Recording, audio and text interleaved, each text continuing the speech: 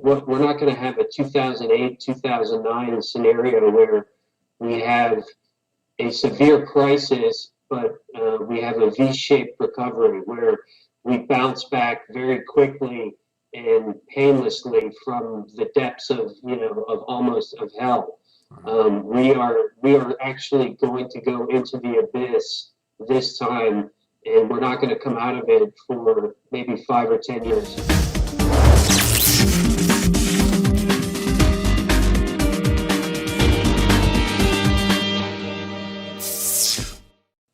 Welcome to Rethinking the Dollar. Today I'm excited to have my guest, Mr. Etai Friedman.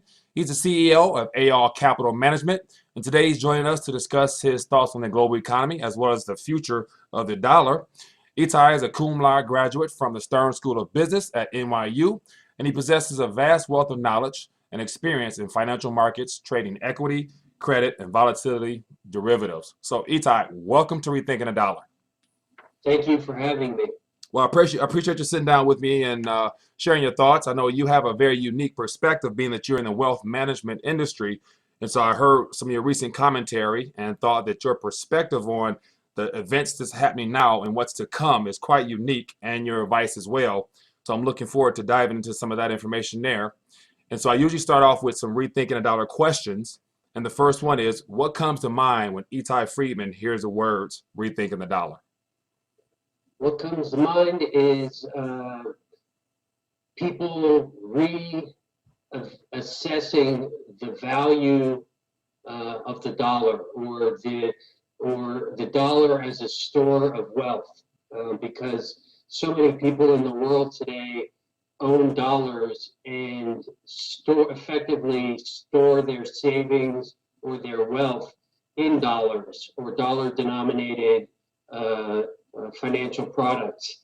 And we are at a pivotal time in history where, and ironically enough, but not ironically, the term rethinking the dollar is actually going to become very relevant over the next 1 to 5 years, let's say, because we are at a point in economic history where big changes are afoot, and I think the title, Rethinking the Dollar, is really appropriate because people are going to be astonished by what happens not only to the dollar, but to other G8 or G20, other major countries' currencies over the next 5 years, may even stretch out to 10 years. There's going to be we'll get into details later, but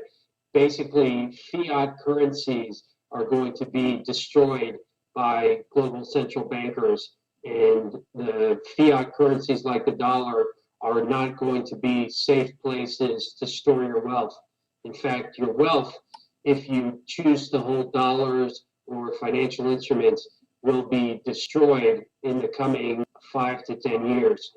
Right, interesting, I totally agree. The idea of rethinking the dollar, this program is designed to actually reach the millennial generation, and so my question is, why is monetary literacy or monetary education probably more important than any other time before in this day and age right now?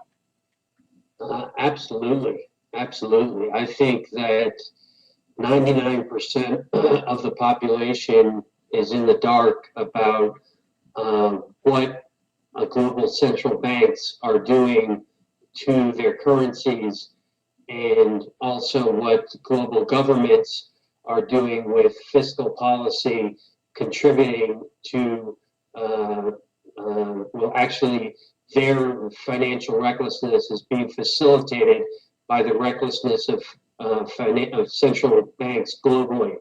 And very few people are interested in this subject because it's not UFC and it's not a Sunday football game, and it's just not exciting and sexy to most people. The problem is that now, at this very moment in time, people need to know what's going on, what's going to happen, and they need to position themselves for the coming changes. And these changes are not going to be we're not going to have a 2008, 2009 scenario where we have a severe crisis, but we have a V-shaped recovery where we bounce back very quickly and painlessly from the depths of of almost of hell. We are actually going to go into the abyss this time, and we're not going to come out of it for maybe 5 or 10 years. And paper currencies are not going to be what they were uh, 10 years ago, 20 years ago. They're going to become hated. They're going to become devalued. And the only thing that's going to go up in value over the next decade, 5 or 10 years, is going to be gold and silver. Right. And possibly Bitcoin. I'm not an expert on Bitcoin. Bitcoin could be a store of wealth. Anything that can't be printed uh, ad infinitum, anything that can't be, fiat currencies can be printed theoretically infinitely by central banks. And we're heading into a period where uh, we're going to have a whiff of deflation, and then we're going to have a huge round of inflation, and currencies are going to get destroyed. And that is because the world has too much debt. But I'm kind of meandering off topic in terms of answering your question. But No, not at all. Not a problem. Not at all. Because the next question was going to be exactly that. Just studies and all the total debt is reported at around $230 trillion. So my next question is going to be, how does that massive amount of debt that can never be repaid back, how does that impact what's going on, and how does that affect the markets and investing and all the things like that? What's your thought on $230 great, trillion? it's a great question. That $230 trillion is equal to approximately, globally speaking, 280% of GDP. And the world has never had that much debt relative to gross domestic product, or the output of the global economy. So we are more levered right now than we ever have been in history. And more important than that is that we are at maximum leverage. Like, we cannot get any more levered than we are. And because credit bubbles, what we're in now is in the ninth inning of a credit bubble that was started about 20 or 25 years ago. Um, I'll give you an example. In the U.S., from 1950 to 1980, total debt in the United States, government, private, mortgage, you name it, every kind of debt increased from 1 trillion to 4 or 5 trillion in 30 years. But from the year 2000 to the year 2007, total debt increased about 10 to 15 trillion dollars, which is mind-boggling. Mhm. And I think it's actually 15, maybe to 20 trillion. And from 2009 to 2016, total debt in the U.S. has increased another 10 trillion. So we've been expanding our leverage. We've been expanding our debt at much, much, much higher levels than we ever have historically. And it all started around the time Alan Greenspan became chairman of the Fed, and his uh, policies, and Ben Bernanke's policies, and Janet Yellen's policies, all of which are Keynesian policies, have fostered uh, this debt bubble. And central banks around the world have all mimicked the Fed, Right. and they've even gotten more aggressive than the Fed. And so where we are now is we're at the point where we have 230 trillion in debt. We can't add much more, if any at all. Our ability to service that debt is becoming more and more constrained because global trade and global economic growth is slowing. China is in recession, even though they won't admit it, and no one seems to want to face it. The U.S. economy is grinding to a halt. The European economy is grinding to a halt. Japan is grinding to a halt. the world economy is on the verge of recession, and recession at the top of a credit bubble means the debt bubble explodes. Right. And when debt bubbles explode, what happens is you have deflation. That's assuming the central banks don't do anything. The price level of everything goes down because people start defaulting on loans and debt on left and on right, and it undermines the money supply. It actually decreases the money supply. Everyone starts hoarding cash because they see that we're going into this economic disaster. And hoarding of cash is very deflationary. And so we're going to have this deflationary debt bubble pop. But the thing that's very relevant, the most relevant fact is that because we have Keynesian central bankers around the world, Keynesians by definition are comfortable with inflation and very uncomfortable with deflation. And when they see this deflation start to set in, they're going to do what a Keynesian does. Keynesians, just as a quick recap, think that the economy is demand driven and that they think they're arrogant enough to think that they can steer an economy by adjusting interest rates and money supply, and that they can create more demand. Their favorite tool is to create more demand by encouraging people to take on debt. That's what the U.S. has done in the last two economic crises that we had, the internet stock bubble and the housing crisis in '07. In both instances, the Federal Reserve took interest rates from 6% down to 1 or 0%. And the reason they did that was to foster debt creation, was to encourage people to borrow money and resume spending and get the economy growing again. So we were borrowing from future growth to get current growth. Right. Now, That you mentioned, that gig go ahead. I'm that sorry. gig only can last so long. You can't do it forever. You can't just create more and more debt every time you have a financial crisis. At some point, you get to the point where the economy cannot sustain any more debt, and that's where we are. So you think the next tool or tools in the Fed's, monetary policy kit will be either negative rates, like pure negative rates, or as some people are throwing out there, helicopter money. I think I I strongly believe, first of all, the Fed is not going to raise rates again. That one rate hike in December is all they can do. Um, they can't. They have very limited room to move. They cannot raise interest rates because the dollar cannot strengthen against other currencies, and the economy cannot sustain interest rate increases. There's too much debt.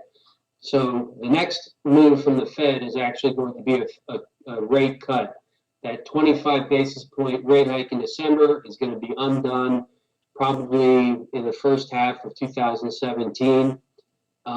Then they're going to either pursue negative rates or QE, more quantitative easing. I don't know which comes first, but I think you'll see both of those. You'll see negative rates and quantitative easing. Those say the rate cut and the QE and the negative rates, they will be temporary. They will temporarily, pause the financial calamity that's unfolding, but they are not going to arrest the financial, basically apocalypse that I see happening. And ultimately, the Fed is going to resort to what everyone talks about as helicopter money. The way that they implement it, I'm not going to guess. There are multiple ways of doing it. But what they are going to do is they're going to look at the situation and see that we're having deflation, and they're going to say, well, it's either deflation in the 1930s or it's inflation and it's the 1970s. And they're going to say the 70s were a lot better than the 30s, So the printing machines are going to go into overdrive, and they're going to actually create inflation, as opposed to they've claim that they've been trying to do that with QE and keeping interest rates low, but they're gonna have to actually literally uh, do use helicopter money to create inflation. Like I read an example of how they could do it. One way they could do it is they could do a huge tax cut, and the U.S. government has run a deficit every year of Obama's presidency. Obama is the only president in history who's doubled the federal debt in his 2 terms in office. No one's ever done that before, and we weren't even at war with anyone. So the debt exploded. We weren't even at war. The federal budget isn't balanced, and so if we were to cut taxes now, the deficit would presumably explode more or widen more. And what would happen is the Treasury would have to issue more debt, more U.S. federal debt, and the Federal Reserve could buy that debt directly from the Treasury that's financing the tax cut, and they could monetize that debt. And so what that would do is that would put, let's say they do something dramatic like implement a flat tax of 15%. So everybody's tax rate drops to 15%. That's going to put money in people's hands immediately, right? Right. Bank balances, account balances are going to go up immediately that year. And the one thing you have to remember is that when you cannot create wealth by printing money, and that's printing money. Right. If it were that easy to create wealth, if we could make everyone rich by just printing more dollars, then there shouldn't be any homeless people in New York or LA or anywhere else in the country, right? Right. But it's not that simple. You only create wealth through investment in profitable businesses and real capital spending, real investment, business in real business. You have to create wealth with hard work and innovative ideas. So when you put money in people's pockets via a Federal Reserve finance tax cut, you are effectively creating inflation. So that, yes, everyone's tax rate would go down, but guess what? The price level of everything would immediately go up Right. to compensate for that increase in everyone's income. Right. Um, Sorry to cut you off. There's actually a couple case studies that I've actually heard about where they've done it in isolated parts, of, I think it was in California, I believe, and somewhere else overseas where they're trying to just suggest just a generic form of income, just giving people $1,000 or 2,500, just as a test sample to see how that would work out, and automatically they mentioned that prices would go up. So that kind of plays into what you're saying, and so that's another form of the helicopter that could be possible. So, but go ahead. I'm sorry. no, you're making actually an excellent point. Actually, in Switzerland, within the last month, they had a referendum. The Swiss, I believe it was the Swiss National Bank, had an idea. They wanted to give every Swiss citizen 2,500 Swiss francs, Right. no matter what your income, no matter what your wealth. Everyone was going to get $2,500. It got voted down, but the fact that it even came up for a vote and that it was even floated is astonishing. And that right there, if that had passed, that's how you create inflation. Yeah. That would immediately send inflation up because everybody would have $2,500 extra cash. It may not send inflation spiraling into the sky, but like I said, you do not create wealth when you print money. You just create inflation. Right. And it got voted down, but I think that kind of strategy you're going to see that come up more and more and more as the economic crisis that we're walking into unfolds. And I bet the first place you're going to see it actually happen is probably Japan. The Japanese are the most indebted country in the world. and their central bank is determined to destroy their currency. I mean, if you're a Japanese citizen, owning Japanese yen is like owning dynamite. It's It's suicidal. in the Japanese central bank, the Bank of Japan is trying to light the fuse of your dynamite every single day of the week, and you don't want to own yen. Right. What you want to own is gold and silver. Right. And so like Japan, examples like Japan, is underway. Venezuela is current and it's ongoing. And so just the Right. idea of, monetizing paper and pushing out to the economy, it leads to nothing good whatsoever. And it's unfortunate that No, people don't see it that way just because they lack the monetary awareness that, we're trying to put out there now. Now, like we know kind of the problems here in the United States. Do you think it's going to be triggered here, or will it come from Europe and the whole banking situation there, the Brexit? I mean, what are your thoughts? Will something from Europe trigger the response from the U.S., or will we have our own internal problems that triggers, which will then affect the world? What are your thoughts? I think ground zero is China, um, but it's complicated because it is China, and the Chinese government does not want the rest of the world to know that they're in recession. They're in recession right now, but the Chinese government, first of all, everyone knows that Chinese economic data, the data that the government releases to the world, is all manufactured. It's not based on anything factual or the real hard data. So they're claiming their economy is growing at 6%, but their economy is actually contracting. And why do I say that? I say that because if you look at all of their trading partners, imports and exports with their trading partners are down by double digits with everyone.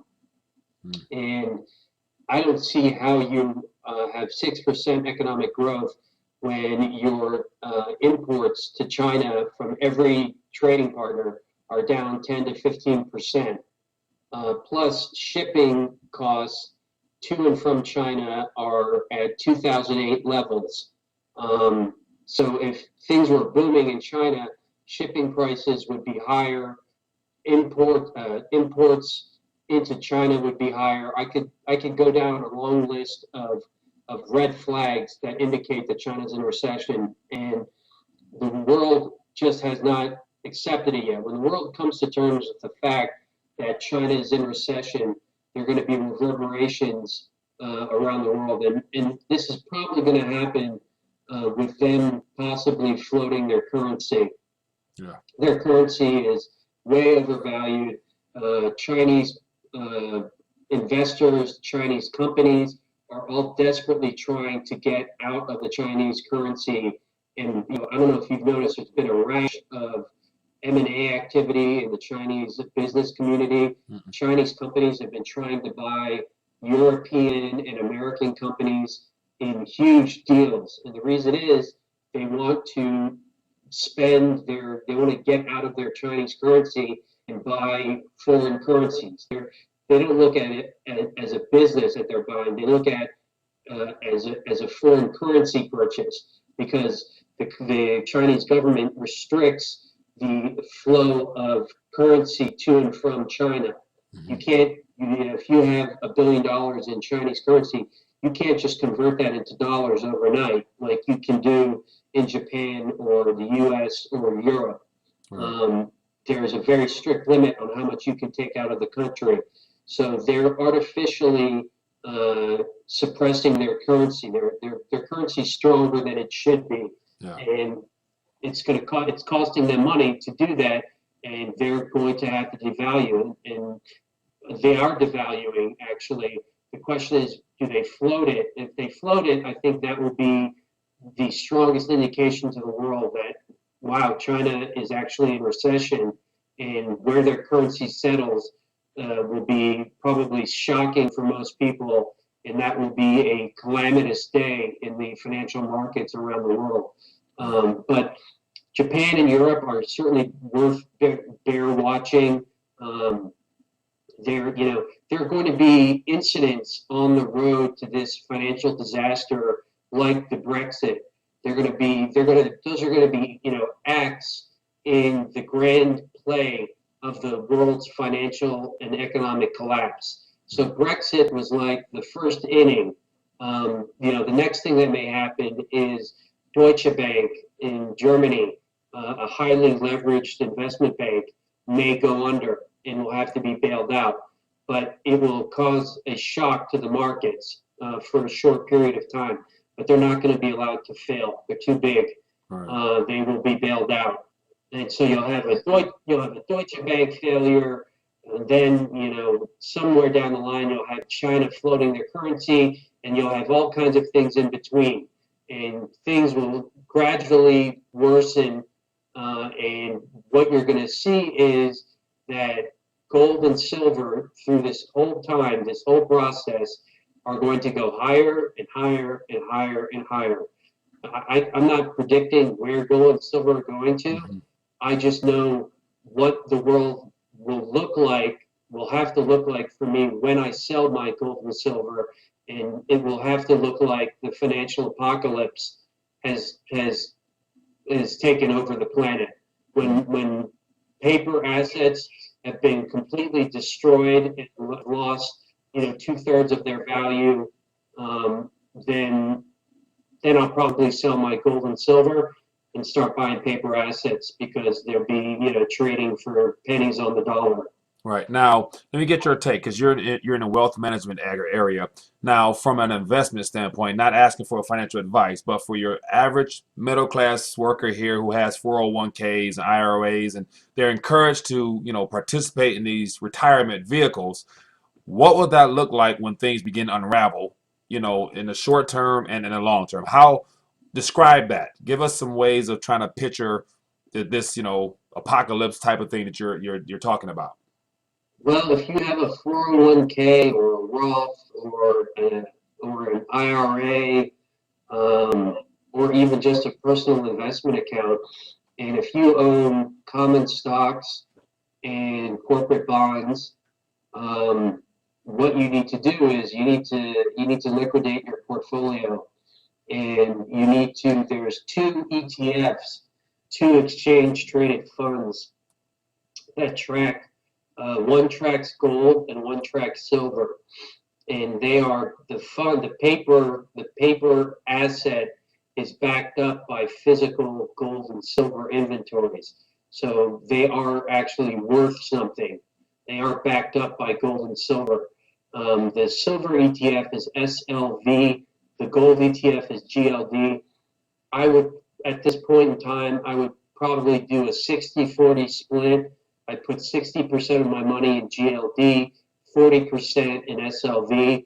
I would do that with, you know, if you're very conservative, I would do it with 25% of my money and leave 75% in cash. If you're less conservative, I would do 50%. And if you actually want to make money off of this debacle, I would do 75 to 100% of my portfolio. I would simply own gold and silver. If you own Right. government bonds, I would. I'm not going to call the top in government bonds. They probably have more room to rally, especially if we're going to negative rates in the U.S. But they're very risky to own at these levels. So if I owned them, I would probably sell them and buy gold and silver.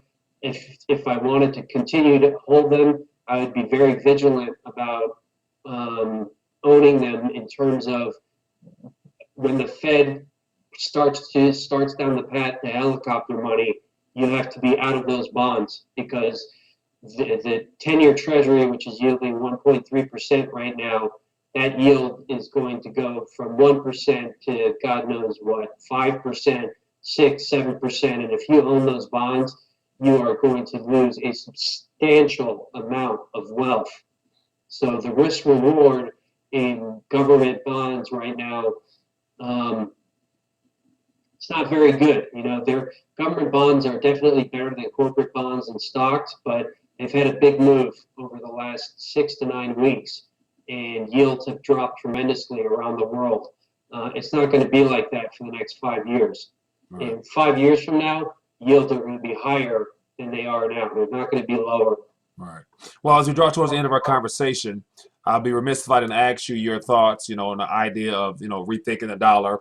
What will the dollar look like 2 to 5, 10 years? Like, we've addressed a lot of problems. Give me your opinion on the dollar next year, maybe 2 years or 5 years. What would it look like, and will it still hold the reserve status that it does now? Wow, that's a great question. That's a great question. And I'm not sure that I can give you, I certainly can make an educated guess.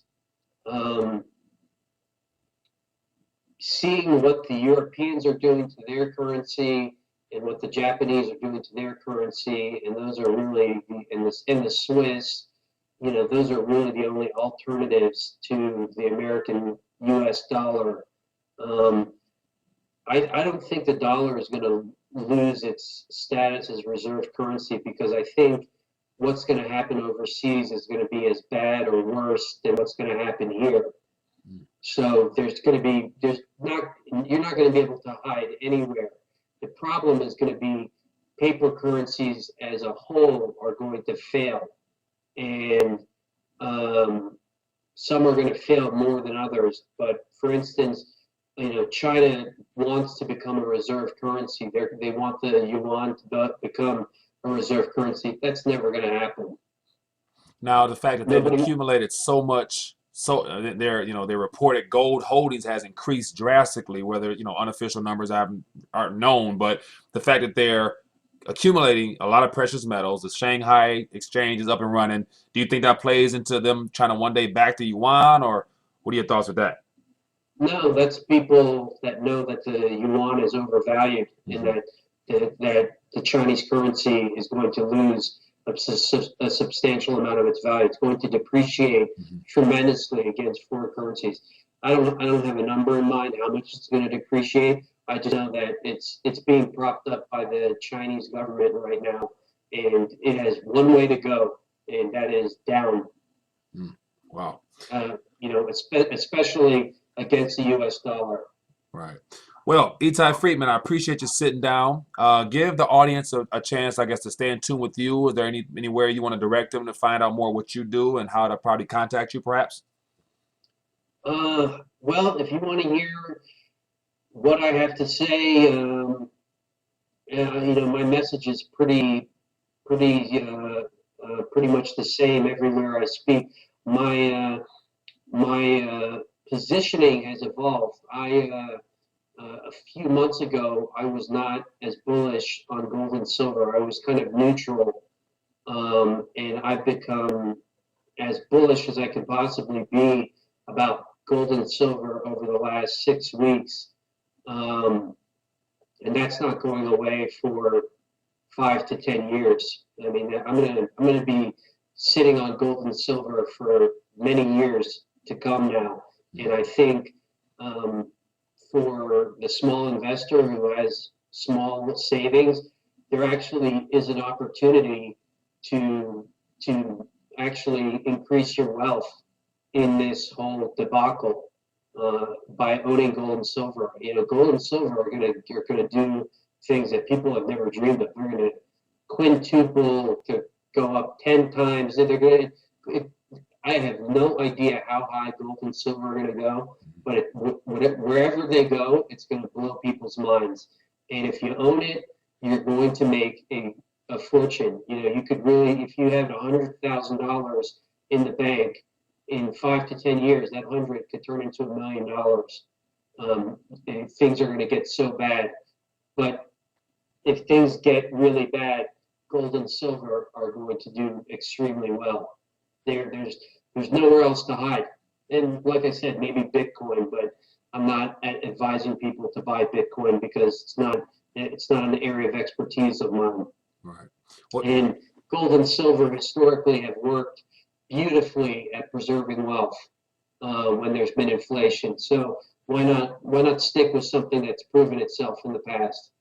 Correct. I do agree. Etai, appreciate you sitting down. Look forward to staying in touch with you and continue to, hear more great work from you. And definitely look forward to having you on as hopefully later on this year as things unfold and get your take then.